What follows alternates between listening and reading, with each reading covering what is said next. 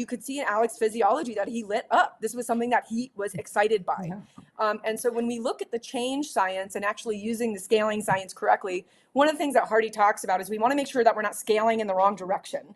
And unfortunately, you know, Hormozi, I really appreciate his vulnerability, but what he's letting us see is what happens when you scale in the wrong direction. You get somewhere and you don't find what you're looking for. And so when we're setting moonshot goals, or what Hardy calls impossible goals, we're choosing goals that light us up, that create that PEA, that gives us the intrinsic motivation. We need something and a vision, something that's greater than ourselves, that creates a vision that pulls us instead of needing us to push.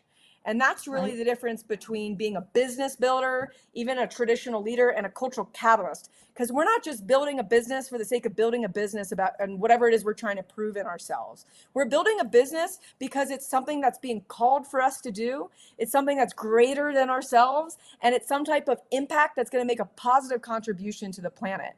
And at the end there, like when you actually see, you know, Alex Hormozi connect to that like moonshot goal, and Tony used the scaling science to reduce the timeline so he could simplify his focus and scale.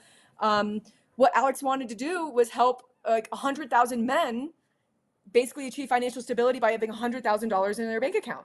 And that's exactly what he had. There was an emotional investment with what it was that he wanted to do. And you could see, again, he lit up, he smiled. And this was a guy who was completely in his head and making all these decisions analytically.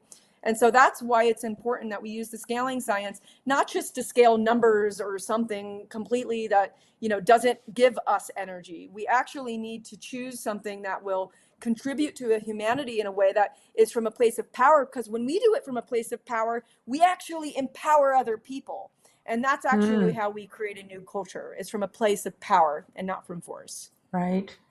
Absolutely. Where our focus goes, energy flows. And that's the signal.